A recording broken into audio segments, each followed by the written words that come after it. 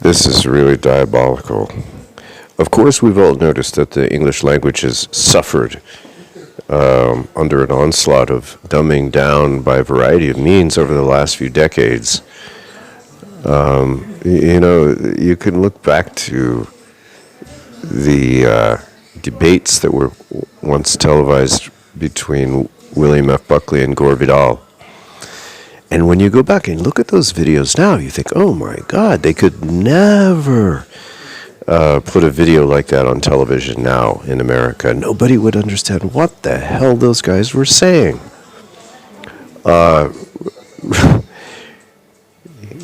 And look at the sorry state of education, how students are, now their reading abilities have been greatly diminished. Their writing abilities, forget about it.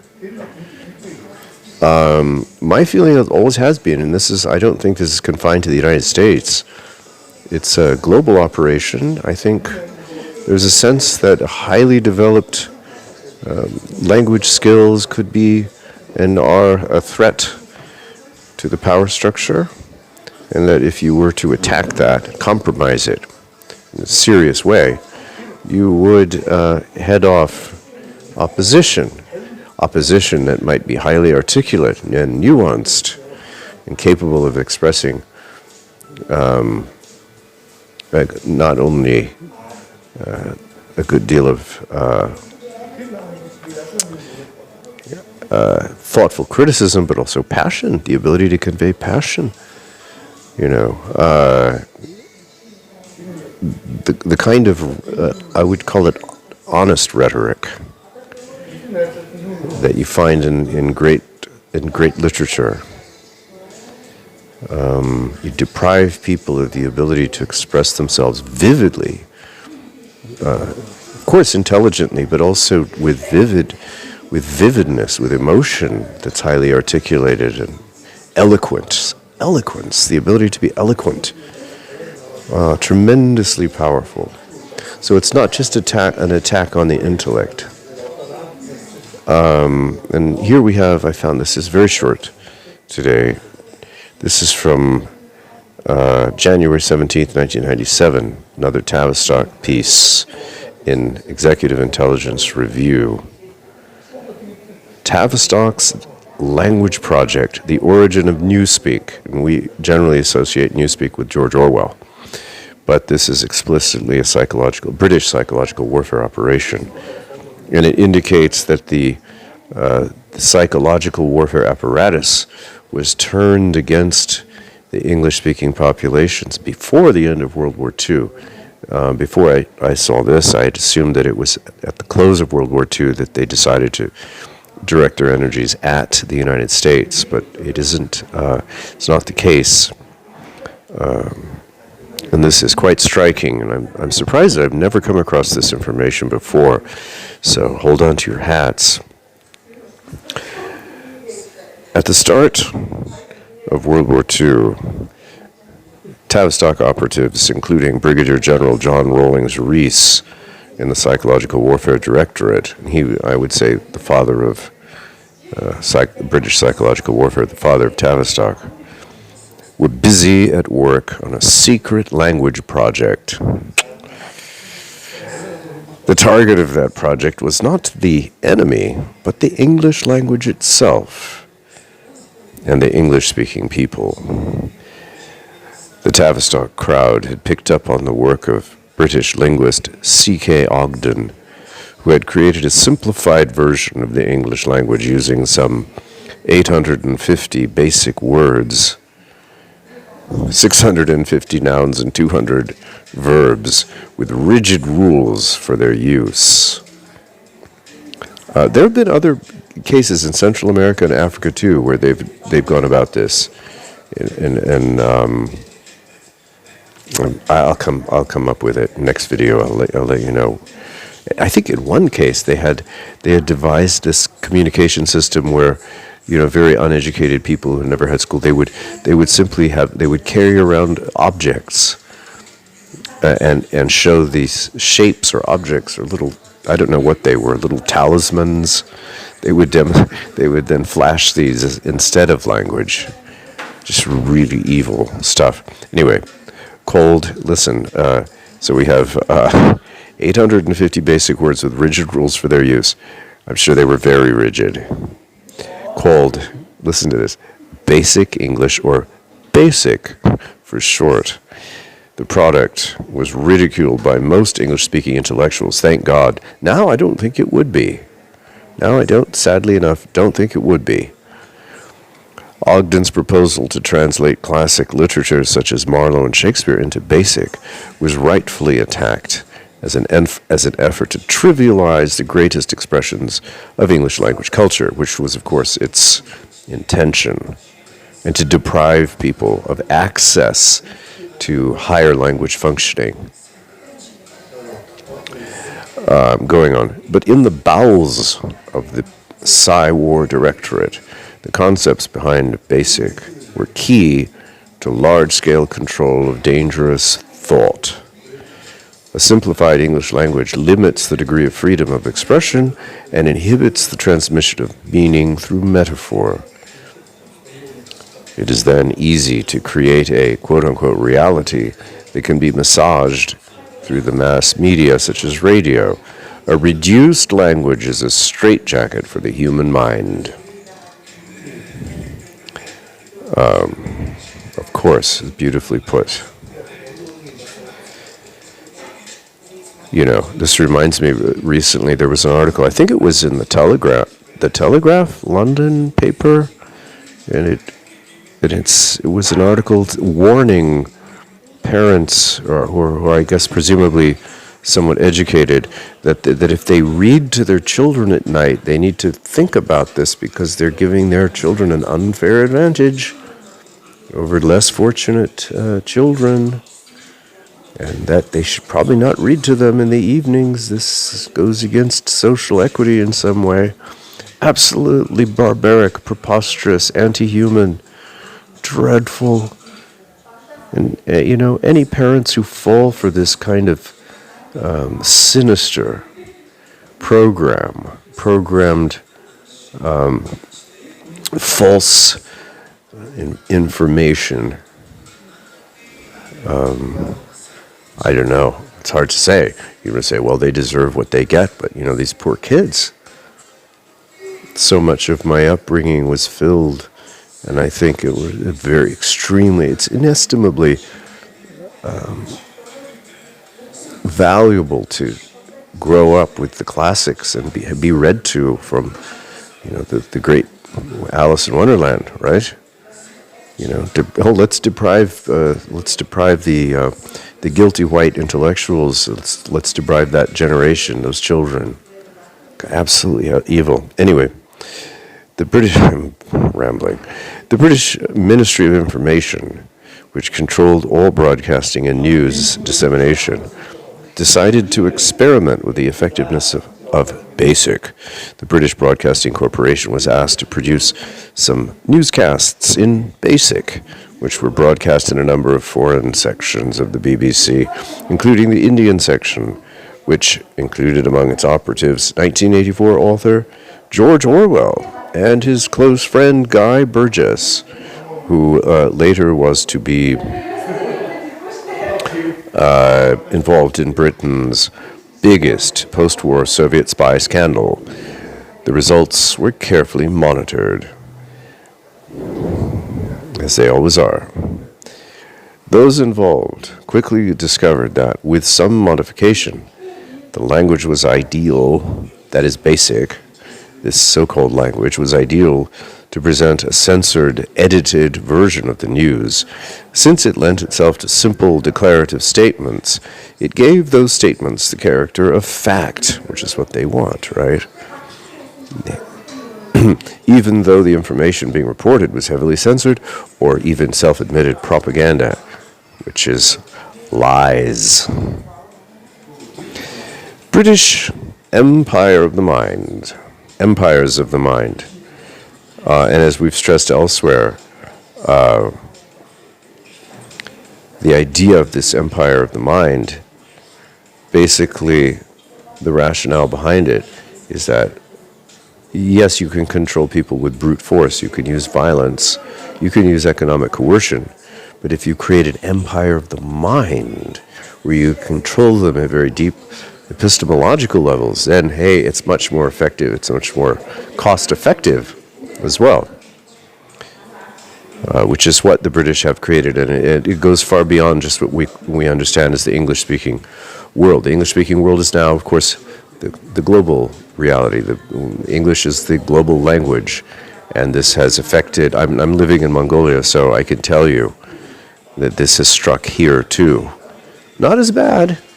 People here in Mongolia, on average, far more intelligent than Americans, and considerably better educated. But it has struck even here. So it's global. Following the presentation of a special report on these findings in 1943, the BASIC project was placed on highest priority in the War Cabinet at the insistence of Prime Minister Winston Churchill. The project, now declassified papers reveal, was to be expanded to include work in the United States. While not revealing the secret research on the psychological implications of BASIC, Churchill became its cheerleader, promoting the new language as the basis for a renewed bond between Britain and its former colony, America. On September 6, 1943, in a speech at Harvard University, Churchill called for a new Boston Tea Party. Oh my God. The gall, just a horrible cunning of this man. To overturn the English language and replace it with BASIC. So that's his idea of a new Boston Tea Party. To come over here and undermine us still further and call it and invite us to understand it as a kind of new revolutionary phase, when in fact it's the exact opposite. Absolutely, the man had no conscience.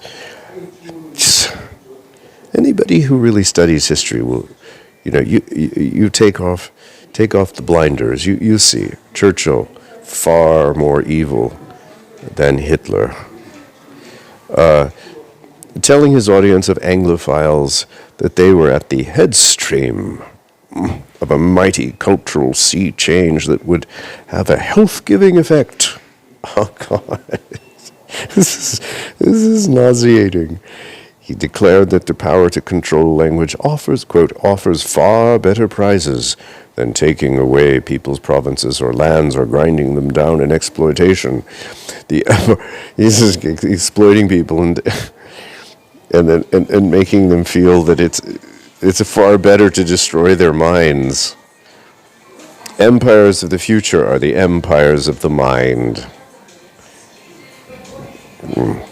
He's like an evil circus impresario inviting people into an exhibit from which they will never escape. And everybody's applauding this great man. It just stuns me that people still worship that absolute, total asshole. But the public side of the project met resistance from the British and American public, who, while not necessarily grasping the full implications of BASIC, nonetheless resented being told how to speak. And there was no support forthcoming from the U.S. President Franklin Roosevelt, who considered BASIC silly. Well, of course, we know Franklin Roosevelt butted heads with Churchill, was fearless in his relentless attack on the British Empire, and absolutely unafraid to confront Churchill in the strongest possible terms. So this doesn't surprise me. It's very sad that while, Americans apparently back then could see through this, nonetheless, like so many things hatched in the British psychological directorate, they try things out. Perhaps they don't work, but, just look. A few decades later, you know what? I think, sadly, a huge percentage of Americans would support it. And you could absolutely sell it today. And it's happening. So they always find a way. If there's immediate initial resistance, they find a way to keep pressing in other ways. And eventually, as we see in 2024, basically you have a situation where half of Americans cannot even read at a 6th grade level. So they simply found another way to do it. But I applaud Franklin Roosevelt for having the nerve to say this. A U.S. president today, maybe Trump would, I don't know, I doubt it. However, of course, Biden would totally say, hey, this is great. Yeah, wonderful, basic, yeah. Keep things simple, right? However, reports from the Ministry of Information to the Special War Cabinet Committee said that the language was unwieldy. Rather than overturn the English language, the reports argued, it were easier to simplify the latter's usage by example of the mass media news broadcasts. Radio newscasts, which had been made up of long descriptive commentaries before the war, took on the shorter formats that are featured today. The long sentences, often with literary overtones, gave way to shorter, more direct sentences and simple vocabulary. Television news has adopted this linguistic style, simple, direct sentences with a very, very limited vocabulary. Television newscasts, never too informative and erudite, have become less so in recent years as they were forcibly dumbed down. When Roone Arledge, the former head of ABC Sports, took over its poorly rated news division in the mid-1970s, he demanded that news broadcasts be simplified, made easier to understand. In a 1979 article in Washingtonian magazine, media expert and political scientist John David Barber supported Arledge's approach to the news, arguing that its language, quote, passes right over the head of the great lower half of the American electorate. He compiled a list of 31 words that he thought should be excised from a CBS News broadcast. Included was the term political conspiracy. Wrote Barber, there's no way that vocabulary can catch and hold the average high school graduate. Unquote. Most news directors agree with that assessment. Vocabulary analysis of newscasts reveal that, other than specialized terms, names of places, and proper names, far less than Basics 850-word vocabulary is employed.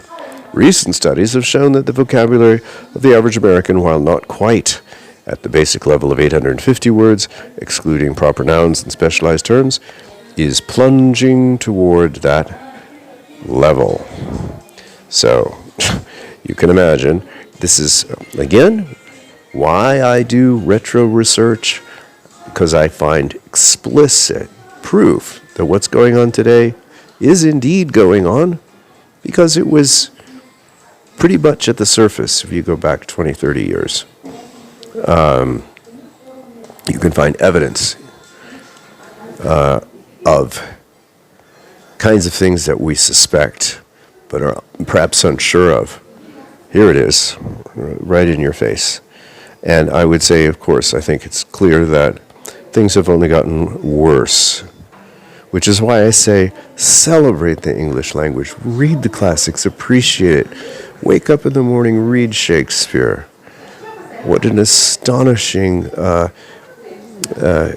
kind of epiphanies you can have when you read great literature. And it primes the brain for all the rest of your day in terms of communication with others and whatever personal writing you have to do, content creation. Read the classics, consider them, relish them, savor them. There's no end to this road. You can never be too good at the English language.